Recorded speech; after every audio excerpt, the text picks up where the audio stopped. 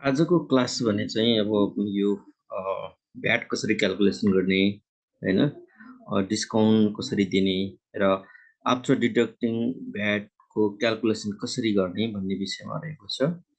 र विशेष गरेर हामीले एक्सेलमा चाहिँ यस्तो किसिमको इन्भोइसहरू तयार गर्ने हैन, एउटा इन्भोइस हामी तयार गरौँ।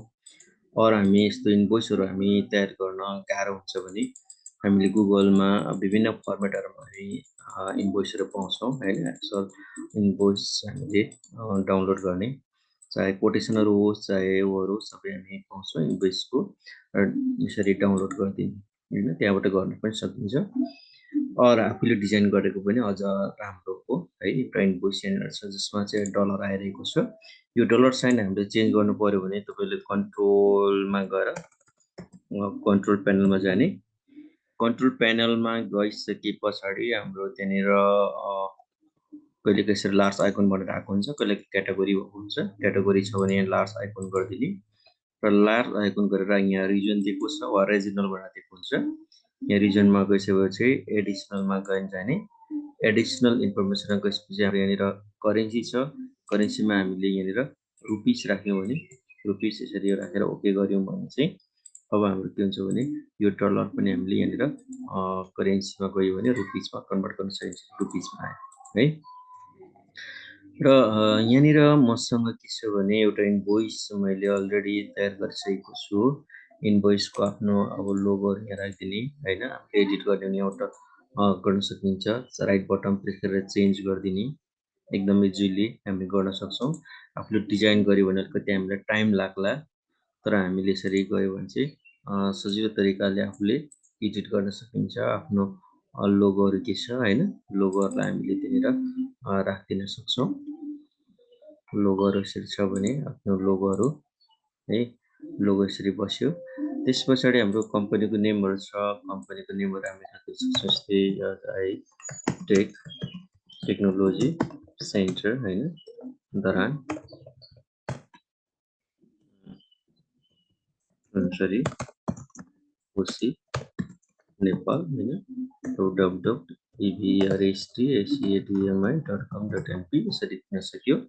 इमेल एड्रेस चाहिँ दिन सक्छु। इन्भोइस डेटहरू आजको हामीले डेटहरू छ भने हामी इन्सर्ट गरेर डेटहरू राख्न सक्छौँ। डाइरेक्ट हामीले त्यहाँनिर चाहिँ के गर्न सकिन्छ भने हाम्रो आजको डेटहरू टाइप गर्न सक्छौँ। जस्तै इक्वल डेट हैन, डेट फङ्सन गऱ्यो भने पनि हाम्रो आइ नै हाल्छ।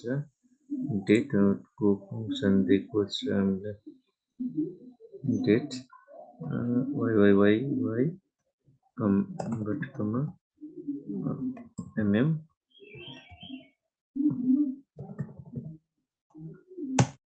यसरी हामी राख्न सक्छौँ। अरू यहाँ राख्यो 2023-7-9 हैन, यसरी इन्भोइसको नम्बरहरू होला, सेकेन्ड नम्बर यसरी इन्भोइस नम्बर राखिदिने त हाम्रो भइहाल्यो हैन।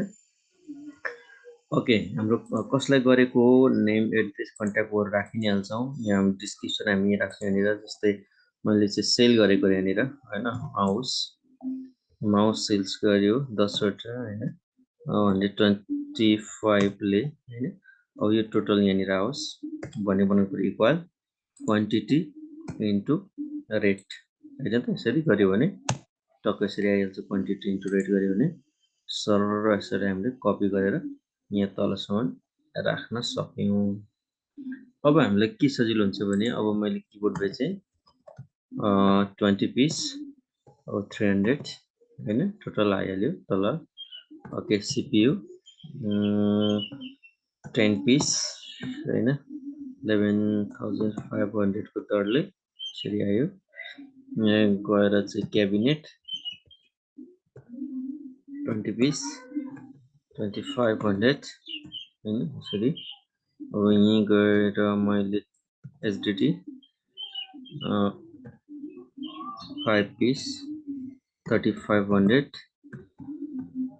एसएसडी 1 टिभी को हैन, 10,6500 यसरी गरी हाम्रो टोटल यहाँनिर निस्क्यो। टोटल हामीले यहाँनिर गयौँ सम गरेर यसरी निकाल्यौँ। यसरी गर्न सकिन्छ सम। जसलाई हामी इक्वल सम ब्राकेट स्टार्ट यहाँदेखिको यसरी गर्दा पनि भयो अर हामीले यहाँनिर गएर अटो सम गर्दाखेरि पनि हाम्रो भइहाल्छ हैन यहाँनिर गएर हामी इक्वल गर्छौं इक्वल गरेर हामीले अटो सम गरेर पनि हामीले चाहिँ निकाल्न सकिन्छ सम गरिदिने ब्राकेट यसरी यहाँदेखि हाम्रो यसरी अटो सम यसरी हामी निकाल्यौं यो हाम्रो भयो टोटल है सब टोटलमा डिस्काउन्ट चाहिँ हामीले यहाँनिर 10% दिने रे हैन 9% दिउँ डिस्काउन्ट 9% अनि डिस्काउन्ट गरिसकेपछि आएको रकमलाई हेर्ने हो भने यो डिस्काउन्ट छ यो टोटल सब टोटल हो सब टोटललाई माइनस गरिदिने सब टोटलको इन्टु यो पर्सेन्टेज गर्यो भने चाहिँ यहाँनिर कति आयो भन्दाखेरि 25,04,750 मा हाम्रो 9% डिडक्ट भइसकेपछि 23,000 यति आउँदो रहेछ हैन त्यसको अब हामीले 15% इन्कम ट्याक्स तिर्ने अर भ्याट छ भने भ्याट हाल्ने हैन भ्याट हाल्नु पर्यो भने गर्दाखेरि हाम्रो 15% यहाँ राख्यौं अर 13% भ्याट राख्नु पर्यो भने यहाँनिर गएर इक्वल भ्याट कमन कति हुन्छ भन्दा डिडक्ट भएको टोटल सब टोटल इन्टु 13% हामीले भ्याट गरिदिने यति आयो 30,000 र हामीले यहाँनिर गएर हेर्दाखेरि के हुन्छ भन्दा हामीले टोटल तिर्ने भनेको सब टोटल प्लस यो ट्याक्स एमाउन्ट यसरी गर्यौं भने पनि यसरी हामीले 2,61,959 रुपैयाँ तिर्नु पर्दो रहेछ यसरी हामीले चाहिँ के गर्छौं भन्दा क्याल्कुलेट गरेर निकाल्न सक्छौं यो सिम्पल एउटा वे हो अब हामीले त्यसरी सिम्पल वेबाट नगर्ने अर्को हामीले अर्को वेबाट पनि हामीले गर्न सक्छौं है जस्तै हामीलाई यहाँनिर त्यसरी सब टोटल यस्तो ननिकालिकन हामी गर्ने हो भने यो सब टोटल हामीसँग मानिलियौ यसलाई यो छैन ननिकाल्ने यो ट्याक्स अमाउन्ट हामी ननिकाल्ने डाइरेक्ट हामीले यहाँनिर गर्नु पर्यो के त भन्दाखेरि हाम्रो के हो त भन्दाखेरि टोटल हाम्रो अमाउन्ट छ यहाँनिर जुन हाम्रो यो टोटल अमाउन्ट हो हामीले सेल गरेको त्यसमा हामीले 9% हामीले के गर्छौं डिस्काउन्ट दिएको छौं यो है हाम्रो यो चाहिँ 9% हाम्रो डिस्काउन्ट छ र त्यसमा चाहिँ हाम्रो के हुनु पर्यो 13% चाहिँ भ्याट एड भएर चाहिँ यहाँ निस्कन पर्यो ताकि यो भ्यालुहरु चाहिँ यहाँनिर छैन अरे है यो पनि छैन अरे यस्तो कन्डिसनमा छ भने हामी यहाँ निकाल्न कसरी निकाल्ने यसरी हामीले गयो भने टोटल हामीले निकाल्दाखेरि चाहिँ के गर्नु पर्यो ब्यालेन्स अकाउन्ट गर्दाखेरि चाहिँ इक्वल गरेर टोटल अमाउन्ट राख्दिने जुन हाम्रो सब टोटल अमाउन्ट छ सब टोटल अमाउन्टलाई हामीले राख्दै पछाडी हामीले यसरी इन्टु गर्दिने र ब्राकेट स्टार्ट गर्दिने ब्राकेट स्टार्ट गरेपछि 1 गर्दिने र 1 पछाडी प्लस कुन हो त भन्दाखेरि हामीले 8 गर्ने भनेको त के हो त भन्दाखेरि 8 गर्ने त ट्याक्स हो नि त हैन ट्याक्स गर्ने हो त्यसमा चाहिँ डिस्काउन्ट घटाउने हो हैन त्यसले गर्दाखेरि हामीले यसमा चाहिँ के गर्दिने अब हामीले चाहिँ डिस्काउन्ट घटाइसकेपछि पनि चाहिँ यहाँनिर जाने अब पहिला भ्याट जोड्ने हुन्छ त्यसले हामीले यहाँनिर के गर्ने पहिला डिस्काउन्ट घटाउने हो हैन यसरी गर्न सक्छौं वा हामीले भ्याट जोड्ने हो भ्याट यसरी जोड्न सक्यो यसरी गरिसकेपछि ब्राकेट क्लोज गरिदिने यो चाहिँ हामीले के भयो भन्दाखेरि त्यसमा हाम्रो भ्याट एमाउन्ट चाहिँ जोडियो हैन यसरी हामीले भ्याट एमाउन्ट जोडिसके पछाडी इक्वल जाने ब्राकेट 1 पछाडी प्लस हाम्रो यो अमाउन्ट चाहिँ हामीले यसरी जोड्दिने त्यसपछि इन्टु साइन दिने इन्टु साइन दिएपछि फेरि यहाँ गएर 1 माइनस हाम्रो यो डिस्काउन्ट अमाउन्ट चाहिँ घटाइदिने यसरी हामीले गरेर इन्टर गर्यौं भने हाम्रो अमाउन्ट चाहिँ निस्किन्छ जुन चाहिँ हाम्रो उ थियो यहाँनिर इक्वल गरेको थियौं यो डिस्काउन्ट अमाउन्ट हाम्रो टोटल अमाउन्ट थियो हैन त्यो टोटल अमाउन्टमा इन्टु गर्यौं ब्राकेट 1 प्लस हाम्रो ट्याक्स त्यसपछि इन्टु गर्यौं यहाँ गएर 1 माइनस हाम्रो डिस्काउन्ट यसरी हामीले निकाल्न सक्छौं है यसरी टोटल यो फर्मुला पनि हामी फिट गर्न सक्छौं अहिलेको फर्मुला पनि फिट गरेर दुवै तरिकाबाट हामी निकाल्न सक्छौं कुन सजिलो लाग्छ त्यो आधारबाट हामीले गर्न सक्यौँ। जस्तै यो चाहिँ भयो, यहाँनिर मैले राखेँ कपी, यो हाम्रो फर्मुला हो।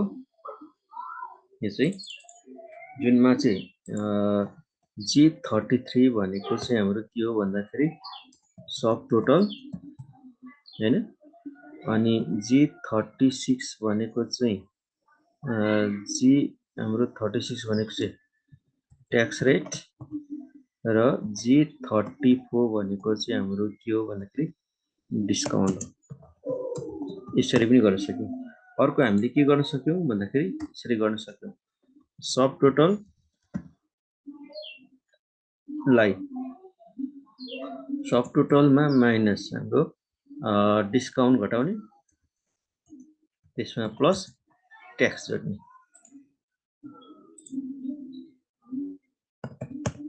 प्लस ट्याक्स, यसरी पनि हामीले यहाँनिर गर्न सक्यौँ हैन।